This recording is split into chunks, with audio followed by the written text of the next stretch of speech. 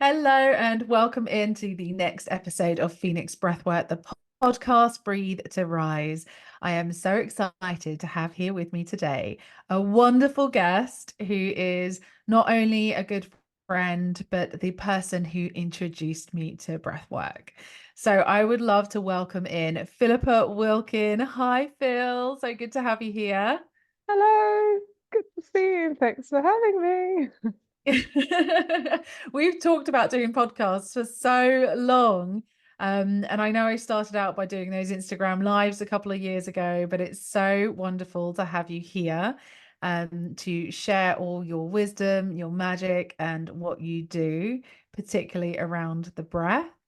So, Philippa and I have known each other now for it's got to be at least 7 years, Phil. No, 8 years, I think, where we met in London, but through contacts in Brazil. In fact, I'm going to hand it over to you first, just to introduce yourself to everybody and let everyone know what it is that you do and yeah, where you're based. Awesome. Thank you. Well, it's lovely to be here. Um, it always amazes me where these journeys take us. Yep. Um, and I think it was 2015 that we met in London, late 2015, my Mhm. suspicion, which is coming up 9 years, nearly Yes, I eight and a know. half years, something like that, which is crazy to think about. So I'm Philippa Wilkin. We were having this conversation before, right? How do I introduce myself? How do you introduce me? I don't even know, Who am I? What do who I am I? do? What am I doing here? Um, I guess you could say I'm a breathwork facilitator, I'm a coach, I'm an ex-insurance professional, corporate person, I'm a human. I think that's the thing above everything. And I guess my passions and my real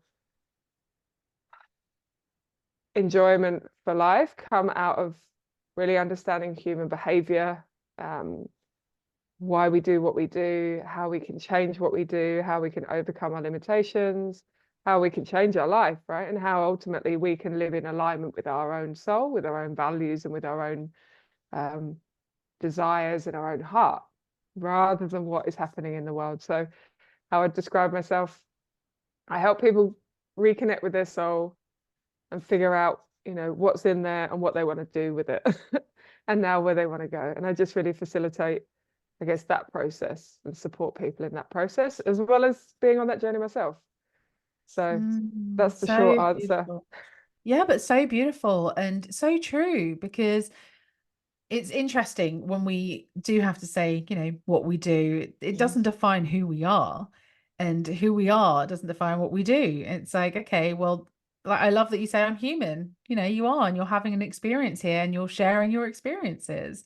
So that's really powerful, I think, because it helps us to connect to each other and know that, essentially we are all the same here, Yeah. having an experience, trying to get through and, help each other out along the way. Trying to figure what this is all about. What is life What about? what is this all about? Where do we start, Phil? Where do we start? I think because we live in a very materialistic world these days, Hmm. don't we? And we get born into this environment, and particularly in the West, where we very quickly learn what has value, what doesn't have value according to society standards.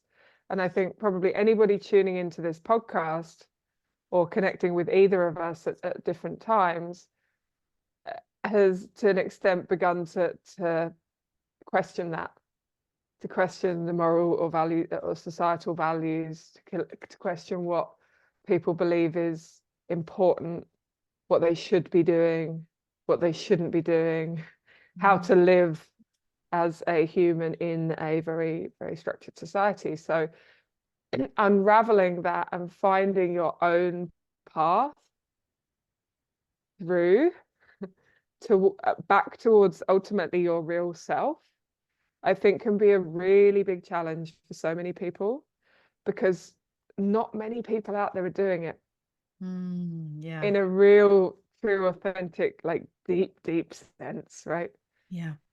And that's not a judgment about anybody that's maybe dabbling on the surface. It's just, if you're tuning in and probably nodding your head as we're saying this, right? As we've had these conversations through the last few years, like, it's a whole nother world. Living and breathing what we do is a whole nother experience of life. And it can sometimes feel quite lonely.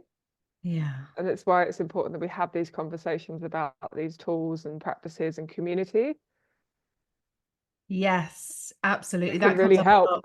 Community and connection, because what you talk about it being lonely and what we are maybe taught by society and stuff, it is an unlearning. So you talk about an unraveling, it's an unlearning of what we have been told or what we've been exposed to and what we thought we should be doing and how life should look. And following it's from a young age, it's instilled in us, right? You go to school and then you'll go to college, or you get a job and then you get married and then you settle down and you have babies and do whatever, and then it's like there could be a yearning within you for something else when something doesn't feel quite right. And that sense of almost I want more, or this isn't satisfying me. And when that happens, then sometimes we can, because to go against the grain, to make these changes takes courage. And like you said, it can feel lonely and isolating because you could be the only person that wants to make that change, and others will direct their judgment at you because they will have a fear of being different. They're projecting onto you.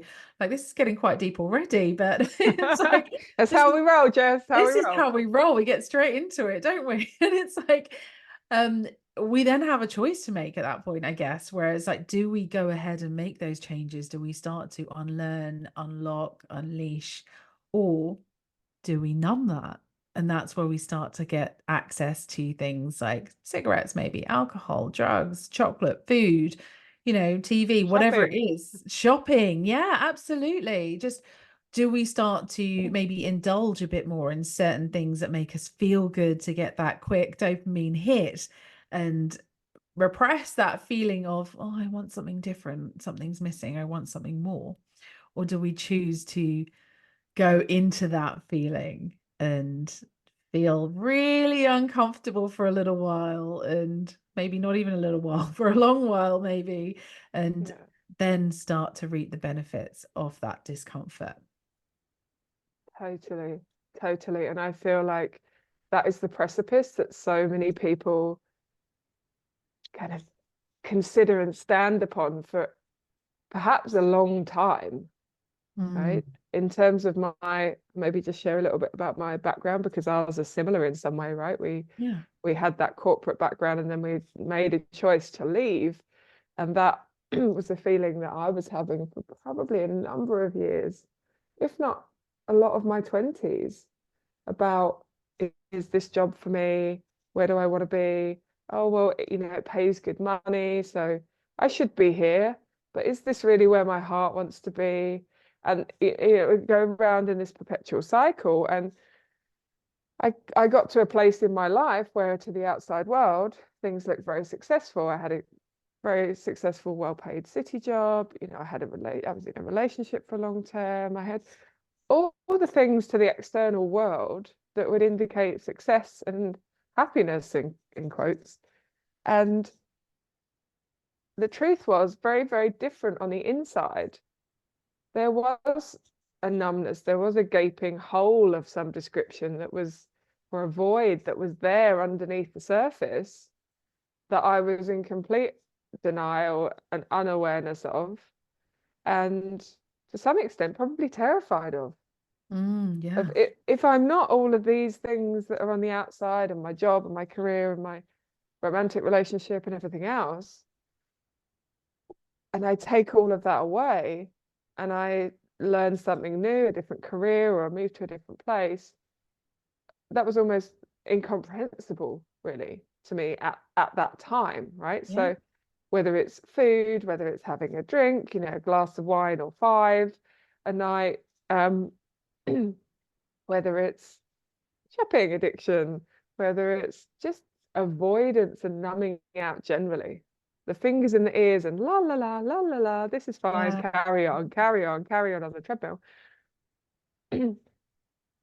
eventually my feeling is we get to the point where our courage is greater than our fear. Our desire for something new is driving us more, and perhaps the pain of staying in the same place is getting bigger.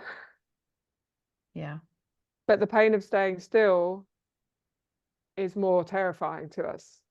Yeah. It's like that saying, the universe will make you so uncomfortable where you are that you have to make a change. Yeah. Right? You're forced to make that change almost. Yeah. Yeah.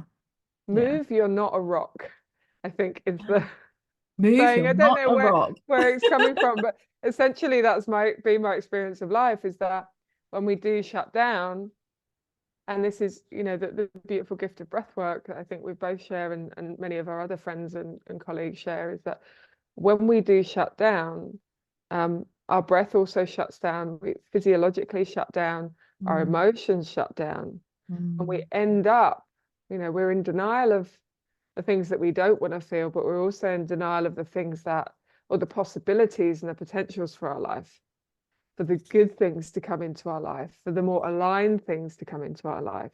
And so move, you're not a rock is the universe's way of attempting to get us to open up to life.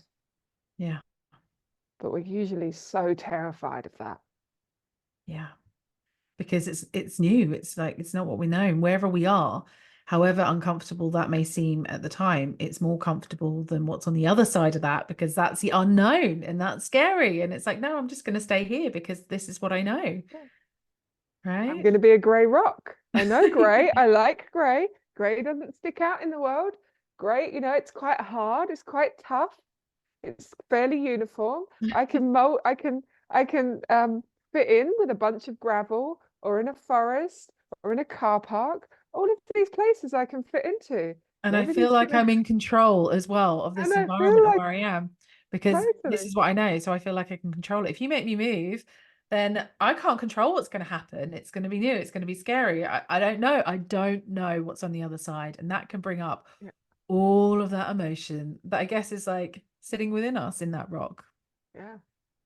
And that Mm. rock might, that the rock might start moving, and it might start rolling down the hill. And now we've picked up a bit too much momentum. And we're like, okay. Yeah. Yeah. I I think don't know we've where the both rock experienced. analogies come from. I know, but we're going with it, Phil. We're going with it because I think we can both relate to that. Like, it's happened to me not only when I share my story about when leaving corporate and going to Brazil, finding breath work, but it has happened to me since then as well. Like, there was a period during COVID, and I've not really talked about this, but I was made so uncomfortable in my situation that I had to leave. And actually, at the time, it felt like the worst thing that was happening to me. But on reflection, it was the best thing. And it's what I needed, because I had got too comfortable in that situation and I wasn't progressing. And this is what I needed to launch me out of that. So it is what you're saying. It's like getting to the point where we will choose to, I guess, remain where we are and be uncomfortable. Or the discomfort will get too much that we're forced to make a change, right? Yeah. And we have to do that. And I just wanted to highlight as well, when we talk about using other modalities to make ourselves feel better, like the drinking alcohol, the food, the shopping, like there is no judgment here. And I know that many of us do that. There is no judgment if you feel like you need to have a glass of wine after work, or if you like go and buy something from the shops to make yourself feel better. But it's understanding what your intention is behind that, and knowing, am I doing this to compensate for something else, or am I doing this because I'm enjoying it? Like, is this what I want to be doing at this time, or is this a need to make me feel something else? Totally, totally. And I share the same sentiment. I talk about these things because I've been there and I've done it. Yeah. When I'm not sitting here, neither are you, on our high horse saying, "Oh, you should do this, you shouldn't do that." No, not at all. Yeah. Since I've been on this journey, just to be transparent, the big challenge for me has actually been around food, Mm. which is something I wouldn't have said in my life had much of an issue with. There have definitely been dysfunctional patterns around there, but it's not really something that crossed my mind. But since I have embraced more my human side and my emotional side, and really embraced the form of emotional healing that I do. And having removed things like alcohol and any other kind of stimulants to a great degree, mainly because coffee makes me go like bouncing off the walls and things like that. It does. I've seen that. But I've found that the dysfunction or the underlying reasons that I was going to those things Yeah. begin to play out in other areas. And what I mean by that is you remove one addiction or one kind of crutch. And if you don't deal with the underlying reason, as you're saying, what is the underlying intention with this? Is it because I genuinely enjoy it in this moment and I want it for that purpose? Or is it because it helps me to feel calmer? It helps to kind of calm my system down. It helps me to avoid certain things. And there is a very, very big distinction and a level of honesty required internally to distinguish those two things. But this is what I've found. My go-to has been food because I've removed all of those other things. Right. And it's almost like the thing that's socially acceptable. I have a chocolate bar and have some whatever it is. Right. Yeah. And again, no judgment around that, but we know that there are certain additives and chemicals that have a respective impact on our physiology. You know, sugar, I find, helps to kind of numb me out a little bit. Yeah. You know, caffeine can help me get over my fear. So, as you say, it's not about having judgment about these things. It's just being really conscious and aware. Like, oh, what's going on here? Yeah. And like observing it and then starting to delve deeper into that. Okay. So how Totally. is this serving me? What's the reason behind this? And how is it actually making me feel? And starting to Yeah, unpack that. And like you said, there can be a lot of emotions that we are carrying around that. And when we start to understand maybe why we're making certain choices or certain decisions, there can be some heavy emotions around that too. Because I know totally. from my personal experience, there's been a lot of guilt, but a lot of shame. Oh, I can't admit this because I'm going to be judged. This is bad. And, I should have done better or whatever it was. Because, yeah, alcohol was definitely one of the things I would turn to when I was like not able to cope with my stress. Like in my corporate life, it would guaranteed I'd be having a drink or two after work. And I realized that that was only serving me to distract from everything else. And when I look Totally. back, I'm like, oh gosh, that's quite shameful. And I had to forgive myself, but understand what was really going on there. And so there is a lot to unpack sometimes, isn't there? Loads, loads, so Yeah. much. One of the quotes that I really like from Dr. Gabor Mate, who I know Mm, you're familiar with as well. yes. He's big in the trauma healing space, very, very generous man with his works and books. Don't look at what's wrong with the addiction, look at what's right with it. Mm, And when we do that, we have some compassion for what is going on. Because yes. that addiction or what that compulsion or that temptation or whatever it is serving a purpose for us somehow. Mm, It's giving us something. So once we can understand what it's giving us and what in that process we are seeking to avoid, we can begin to address the root causes. And let's be honest, the vast majority of us were not taught how to live in a world as a feeling, emotional being. yeah. So true. Like, how do you regulate your emotions? What do I do when I have these big feelings? Right. Are we ever taught? No. Quite often not, and our parents weren't taught, and their parents weren't taught. So if we're a very sensitive person, as again, probably if you're listening to this, you probably are, at some point you have this, or you have, and I believe we all have the capacity to have this sensitivity. We have this sense that we are meant to be in this way. We are meant to be feeling beings, right? The whole range of emotion. But because of our life experience and often our childhood, whether our parents and whether our schooling system and whether other people in our environment support that or not, makes a fundamental difference in the way that we see ourselves, the way we see the world, and the way that we deal with our emotional lives.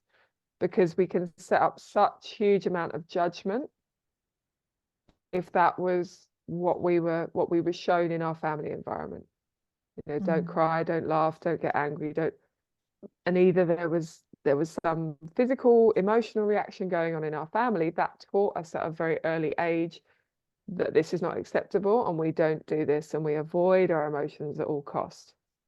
So when we start to unravel and inquire and get conscious about what we're doing, it can be quite confronting. Yeah. When a big emotion comes up, or even a mild or small emotion comes up, right? Oh, what do I do with it? Panic, panic, panic. Because we're not used to it. Yeah. So let's go into that a little bit, because Yeah. that's like, if anyone can relate to that, which I'm sure people can, it's like, what do you do then? How do we do that? How do we start to regulate our emotions? What do we do with those feelings? Good question. Good And question. and how can maybe our breath support us? Because Yeah. that's the one thing I've learned during my journey, and I'm still learning, is like the breath. And when you talk about these big emotions, and you did it there when you were describing it and playing it out, and it's like we hold it in, like take that breath, hold it in, tense the body, hold that emotion in, hold that breath in, because Yeah. it's like, whoa, this is too big. I don't know what to do with it, and I don't want to feel it. Totally. Totally. So Being able to let go of that. so one thing I would say, and for me in my journey, this has been even more important than the breath. The breath is a physiological thing, right? It's happening, and we get to choose to do it or not. Okay.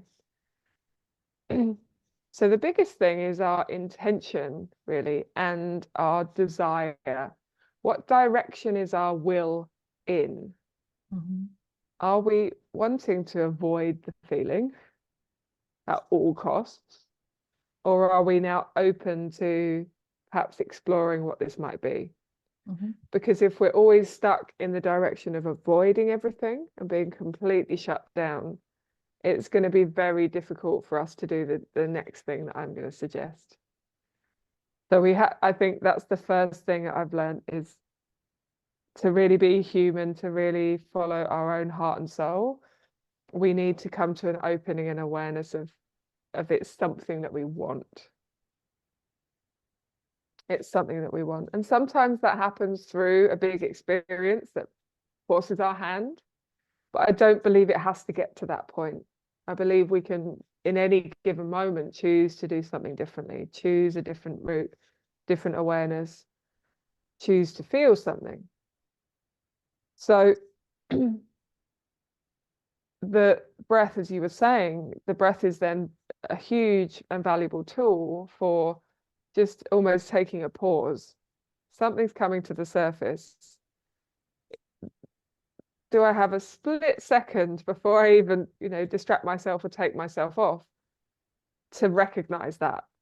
Mhm. Right? We're not even getting in the sitting in it and feeling it and all the other kind of stuff, right? That's it's almost for me a bit further down the line of, can I just take a moment to acknowledge that something is happening? Can I even catch myself that something is happening before I've skipped out of it? Because we are so conditioned to automatically skip out of what we're feeling. Mm. Of starting to recognize, I've had this with me, for example, before I know it, I've got a chocolate bar or whatever in my mouth. And I'm thinking, how did that happen? How did I get there? And there was something a little bit before that moment that triggered something that triggered me to do this, right? And it was automatic. Yeah, because it's so unconscious. It's maybe something that's been there for a while. Yeah. Or Like a pattern. a whole life, maybe, Yeah. right? So it's the skipping out. So this is like the first part of just becoming to like, oh, how did I get here eating this chocolate bar? Something must have Mhm. happened. Yeah. Oh, okay. And the longer that we can bring that awareness, and the more times we can bring that awareness, we start to become more self-aware rather than in autopilot. Yeah. The zombie mode, as I call it. If you're just listening to this, I've got my arms out looking like a zombie. Um, looking a bit ridiculous. But the majority of the world, I feel like, are in this zombie mode, in that we're very kind of numbed out. I used to be one, I can be one still. So finding that awareness, that pause before we skip out into something else. And taking a deep breath, like one single deep breath. Oh, okay. How am I feeling? Oh, don't really know. That being honest. Oh, I feel a bit heavy. I feel a bit, and this is just an internal dialogue, right? It's the beginning of a curiosity about ourselves and where we're at. And just for anyone who's listening, who's maybe wondering, stop, pause, take this deep breath. What's happening when you take this deep breath? What's happening when you pause to breathe? What's that changing or allowing? Everything, Jessie, everything. Everything. You're asking a loaded question. This is why we're here. Let's just talk about it all. Yes. Yeah. So the breath and the emotions are directly connected. As you know. Yeah. And so when we make that choice to avoid something, to avoid a feeling that's arising, often we inadvertently and unconsciously are holding on to our breath. We hold our breath, we pause. It might be we're busy at work and we're writing emails, we're kind of hunched over our desk and we get this angry email from the boss, and all of a sudden, or a deadline or whatever it is, and we kind of in this kind of shock response, and we often stop breathing. It may be that we're feeling upset and we feel the need to cry, but we feel embarrassed with the people that we're with. And so we hold our breath to hold those tears back.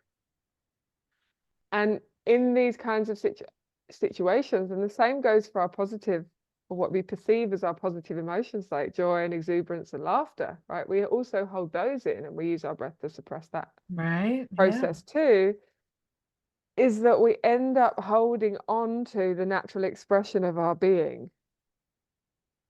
We're bottling ourselves up. Just casually, just holding on to the natural expression of our being. Can I just repeat that? Because it's so true, and you just casually dropped it in. Because we are. It's like it is your true expression of self. You are holding that in, you're restricting yourself in some way, right? Totally. Yeah, I don't know where that came from, but it's so true. It's so true. We are constantly on a hypervigilant alert for doing the wrong thing, being the wrong way, expressing ourselves badly or wrongly or whatever the hell that means. Right. And we're so terrified of consequences of often what? we don't even know what we're Right. terrified of. Right? Yeah, it could be judgment, it could be whatever. Yeah. It's often so deeply ingrained and buried, and it does go back. I mean, you and I talk about this all the time, but we can't avoid that where the majority of this stuff comes from is our childhood. Yeah. And if we're not prepared to look at our childhood, it's going to be difficult for us to get free. For me, this work is all about getting free. It's about having choice. It's about having agency. It's about having sovereignty. And when I say this work, I mean, whether it's breath work, just this devotion and dedication to your own spiritual journey and your own awakening. I don't use that word very often, but this awareness of self, right? And this compassion and love for self, and seeing and knowing who you really are beyond the masks and the expectations and the grades and the profession and the role you have in family. It's like, who is Jessie? Who is Philippa? Who is this person that is listening to us right now? Yes. And this is it. Thank you so much. I love all of this that you're saying, because that's what it's about. It is about coming back to self, loving self, accepting self, knowing self. Yeah. That's essentially what we're all trying to do. Yeah. In my opinion, that is. But it's like, yeah. And it's it is, confusing as hell, right? At yeah. times. It's confusing as hell, and it is challenging and disruptive, but so rewarding at the same time. Because if you can start to unlock and understand, and like you said, release and be free, then that is your power. Like to be able to truly connect to yourself and show up as yourself and be yourself in an unrestricted way. Like that is the greatest gift. Totally. And it's like, how do we get there? Right, Phil, that's the next question. How do we get there? How do we get there? We'll get a step-by-step instructions, please. How do we get there? And then we do this. And as I said, It's not I'm linear, right? it's not linear, and I'm very much on this path, as we all are. And the reason I say it's confusing, because if I can share this, the concept of the egg that I think I've shared with you before, which comes from one of the teachings that I've been involved in, which is called Divine Truth. And it's this concept of an egg, which is, we have the middle of our egg. It's our real self. That is the beauty, the innocence, the childlike curiosity, the creativity, the wonder of this incredible, incredible soul that is you, that is me, that is every single person on the planet and in the universe. And then we have our life experience, and that might be all of our intergenerational trauma, the things from our ancestors unresolved. It might be things from our parents directly. It might be things in our environment that we experience and witness growing up. It's our family of origin often. It can be our school. And this contributes to this egg white of drama and trauma. And all of the things that we pick up along the way that cloud the real us in the egg yolk, so to speak.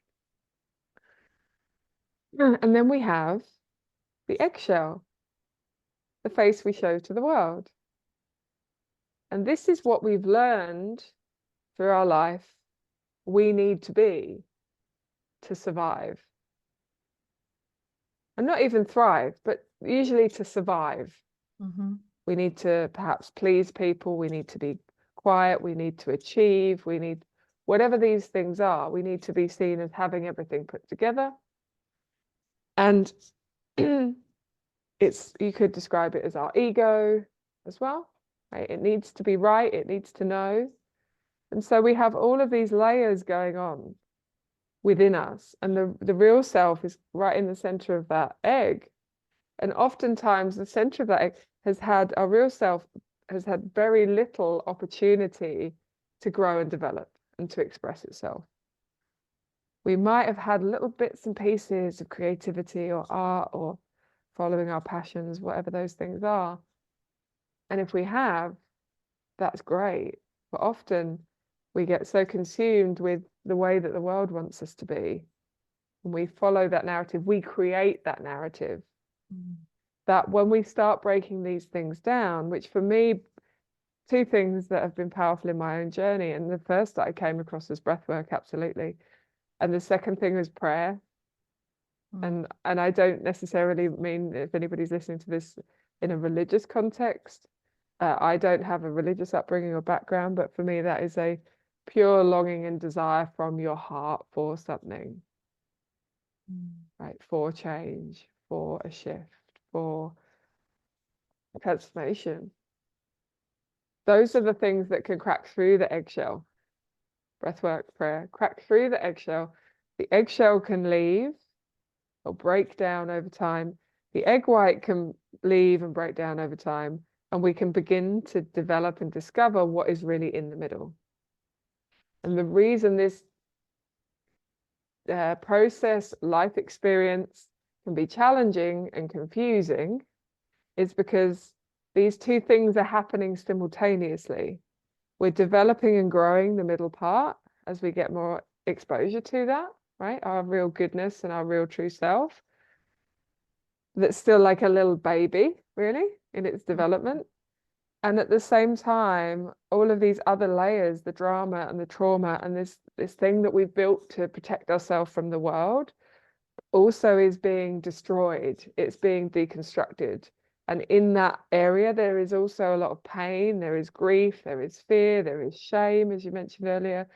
There are lots and lots of different emotions stored up over years because that true essence wasn't allowed, right? We put it in a jar. Because those energetic emotional experiences weren't allowed, like they would be if you saw a child naturally fall over, bump themselves, cry, release the pain, the next minute they are up running again. So that for me is why the process can be confusing. But if we have something where we can come back to, such as the breath and or other practices, right? And find what works for you. This is the most important thing, as I'm sure you'll agree, Jess, is that what works for somebody is not necessarily going to work for somebody else exactly. Yeah.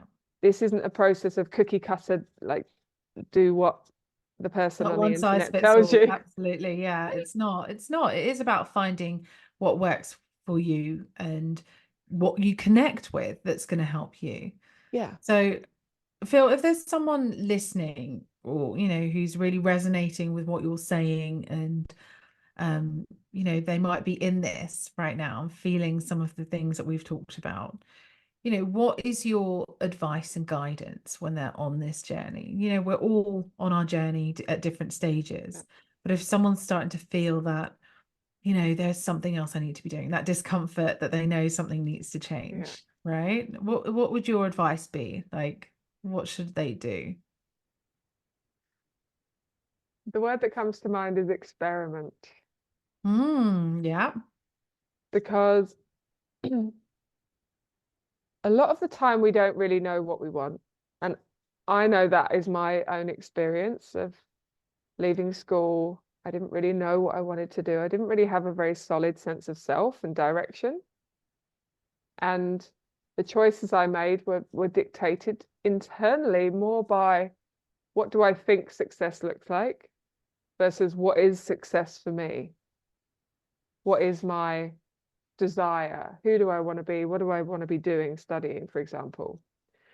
And I think it's really important to begin our own experimentation of what do we enjoy? What do we not enjoy? If you're thinking of changing career, for example, you might not have any, like in the insurance industry, I didn't really think, what else would I do? I just left. Okay, that was my background of almost jumping ship. Well, I'm done with this. I don't want my boss's job.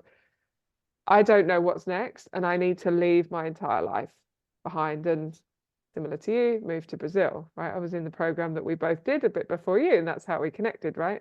Yeah. Not everybody needs to make those drastic choices.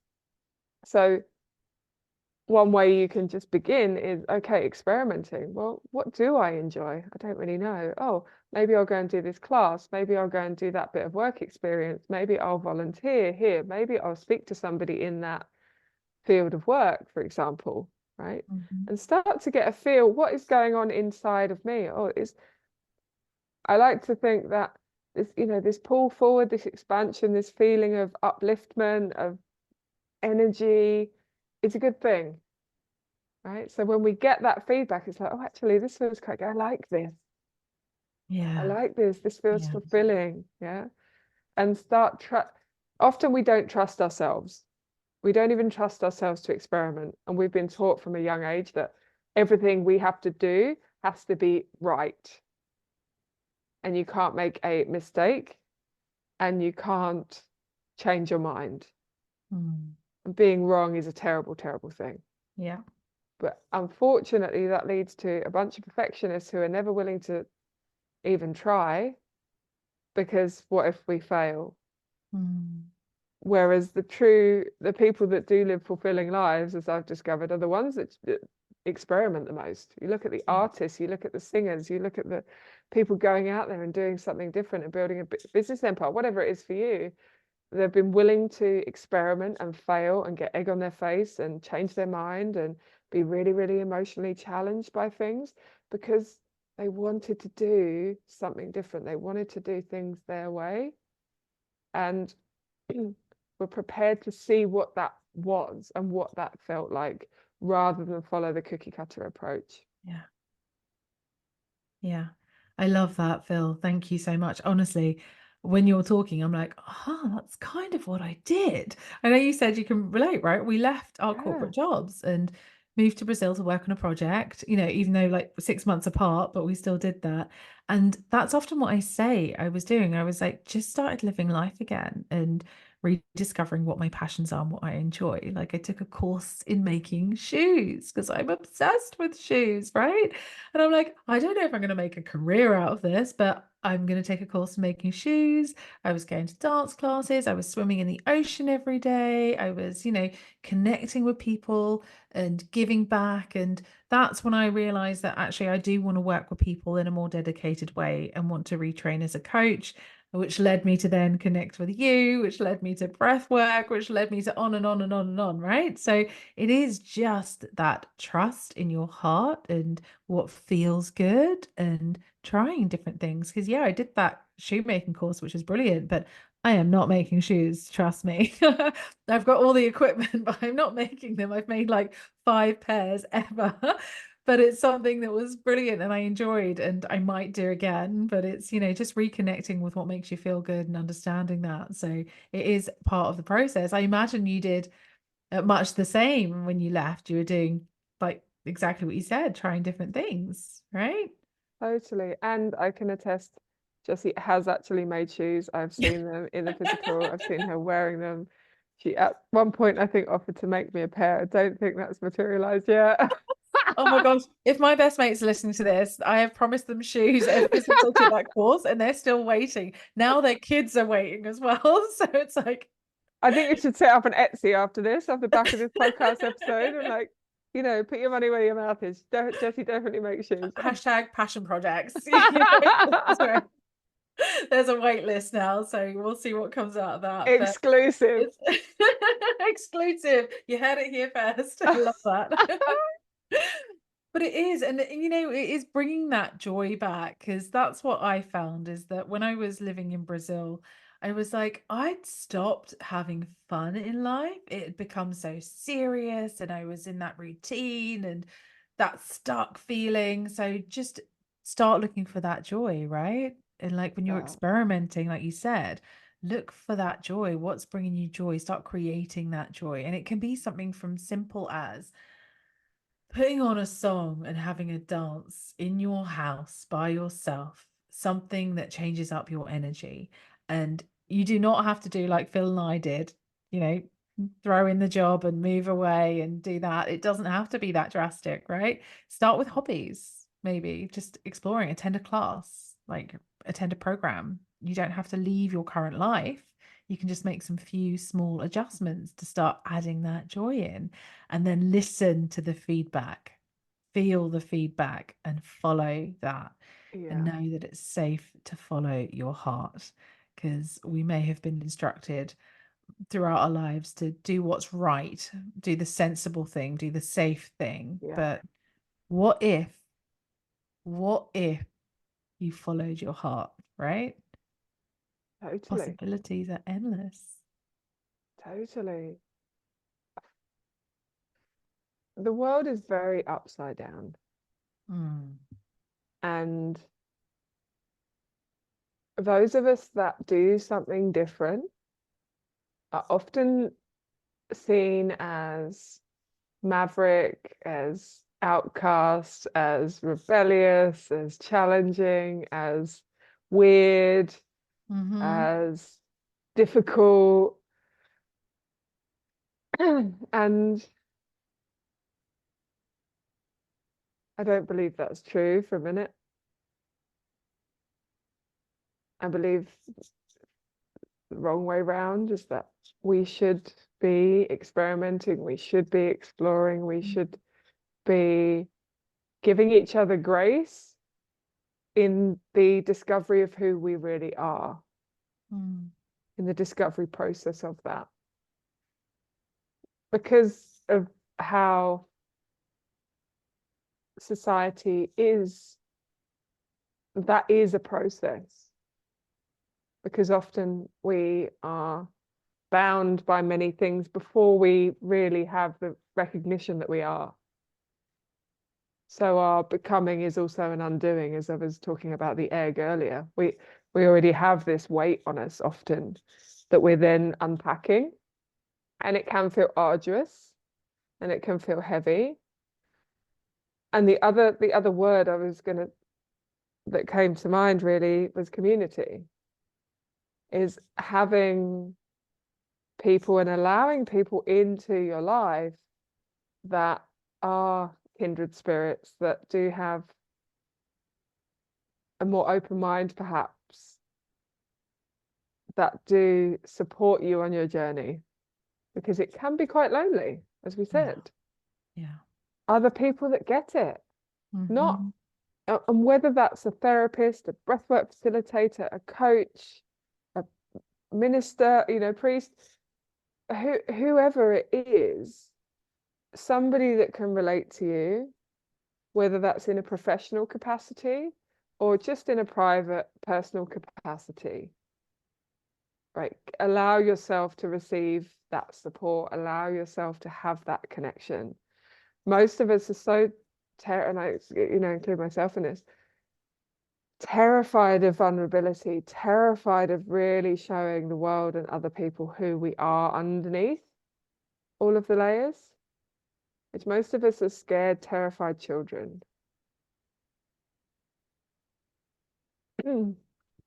But that is part of this opening and recognizing that this is part of being human. Yeah, it is. And coming back to knowing that it is part of our human experience. Totally. Yeah. Yeah. Owning, accepting, and it is important for us to connect. And it's one of the reasons I'm so passionate about talking about these kind of things in this way, because you could say something that someone's like, oh, you too, I feel that I'm not on my own, right? And it's one of the reasons that I believe we both do the work that we do, is to create that space. We've both got community spaces in which you can come into and connect with like-minded people, because it is a lonely place to do when you're going against the grain, so to speak, and making changes and um I guess leaving behind all you've ever known, or not leaving it behind, but making changes and doing things differently. It's good to know that you have that support and you're not on Totally. your own through that. Totally. And I think that is another important point to recognize, that the version of you that exists now today can't go where you want to go. And so there is inevitable grief.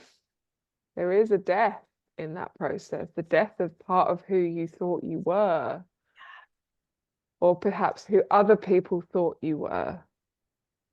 Yes, that's huge as well.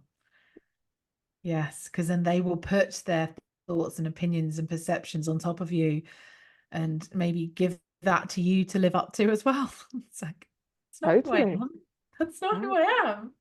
Stop it. It's not. Yeah. Yeah. But you've So if always, we, but that's who you are. But that's what you like. But that's what you do. yeah, No. you've changed. Thank goodness. Yes. I'm not a rock. No rock. That damn rock.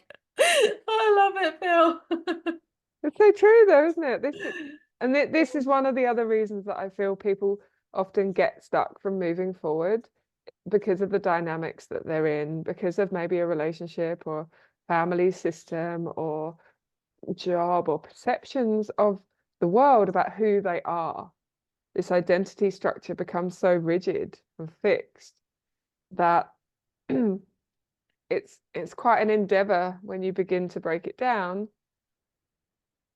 If we're not comfortable dealing with grief, if we're not comfortable letting things go, we're desperately trying to be in control, it is going to create tension and friction for us, because if we want to move forward, we have to leave something behind. Yeah.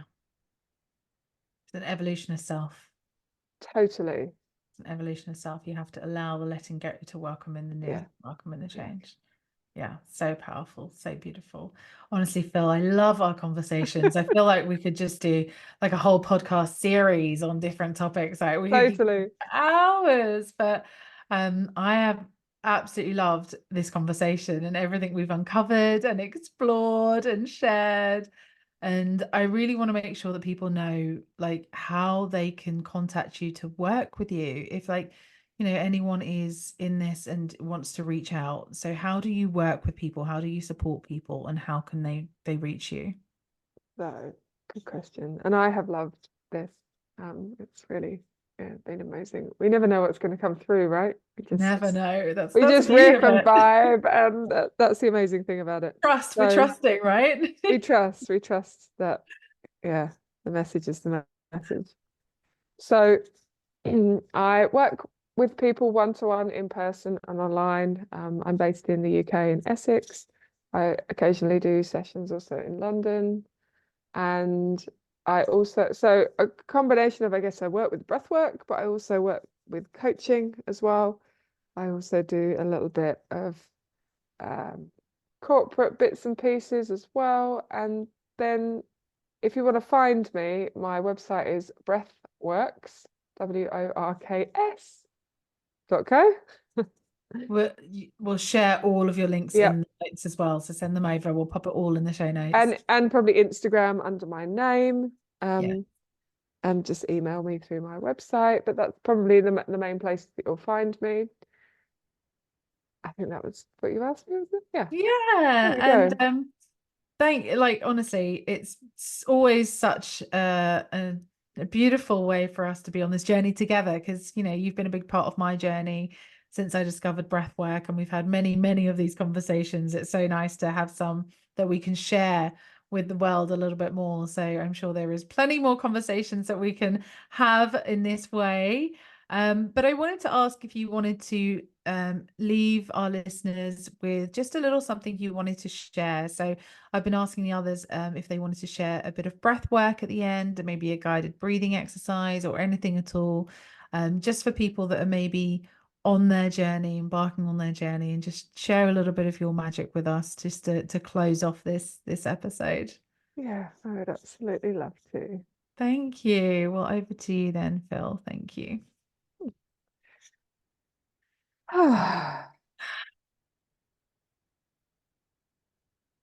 Okay.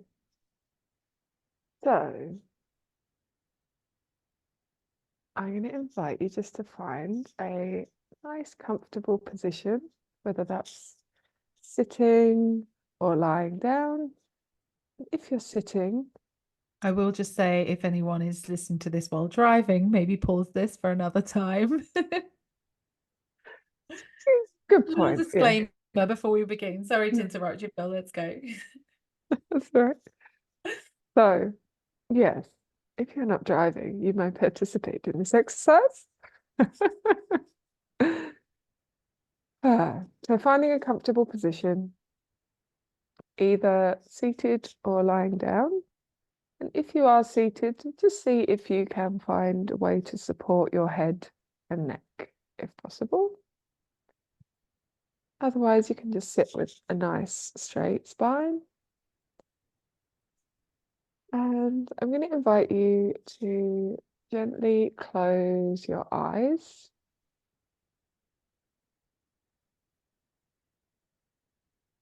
And just begin to take your awareness to the inside. So not needing to do anything special right now. Just beginning to feel and sense your body. And by closing our eyes, closing off to the outside world for now. And just putting anything that you need to be aware of for later up on the shelf and you can come back to it. And anything that we've spoken about, also placing it on the shelf for now. Just being here now with your own body, your own soul.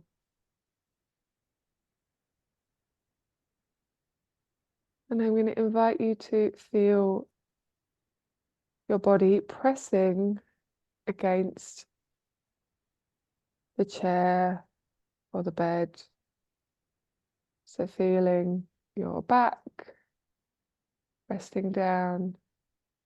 If your head is supported, just feeling the support there. Connection all the way down your back and into your hips. And if you're sitting, feeling the weight of your body resting down on the chair.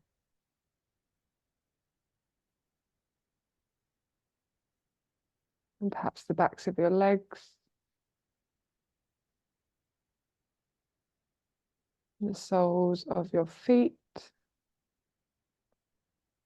connected to the earth. Also just noticing the backs of your arms or your hands, wherever they may be resting. Feeling all of the back of your body, all the way down to your feet, connected to the earth.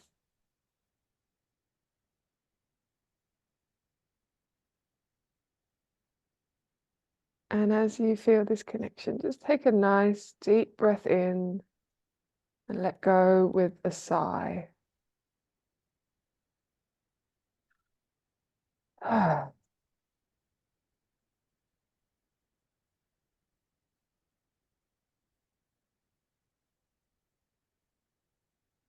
And again, just noticing the back of your body.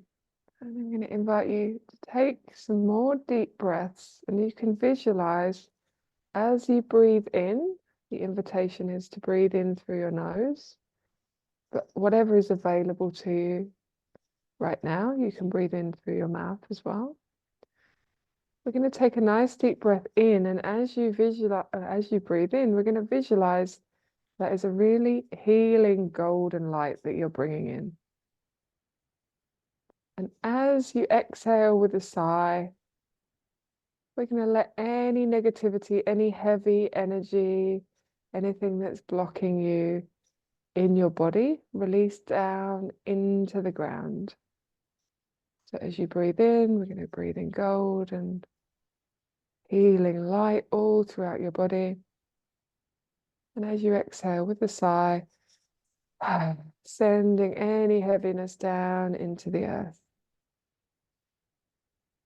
Finding your own flow, breathing in golden energy. And exhaling down into the earth.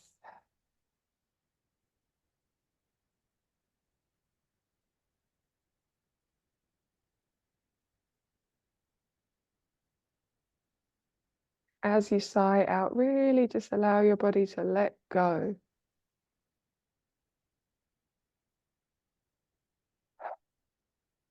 We're breathing in life, and then we're letting go of life as we exhale. Letting go of anything you no longer need.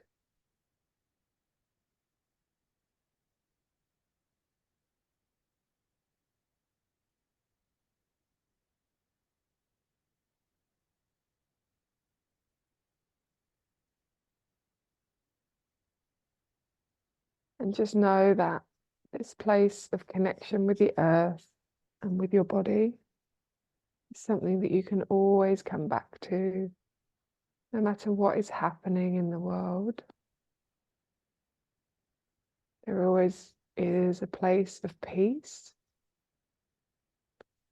relaxation, and connection that is available for you whenever you come back to your body, whenever you come back to the breath.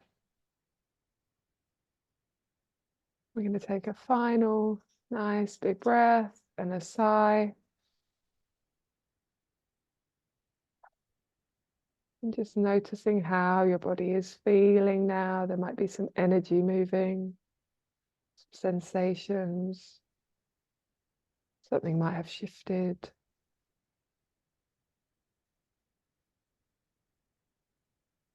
And then when you're ready, you can gently come back and open your eyes. Oh, wow. That was beautiful. Thank you for that, my love. I'm like, oof, I could have a bit more. I could have a bit more. Oh, I did notice though, actually, I was holding stuff in my shoulders, and I realized actually when I was talking to you, there was times I felt like I was hunching as well. So it's interesting to just constantly be aware, right? And the breath can just help you have a mini reset. So thank you for that so much. You're very welcome. Pleasure. Mhm. Well, as always, it's been an absolute pleasure. We will share all of Philippa's details in the show notes. Please let us know if you have anything that resonated with you. Reach out to either of us directly, and we'll be back soon with another episode. Thank you again, Phil. You're welcome. Thanks, everybody. Take care.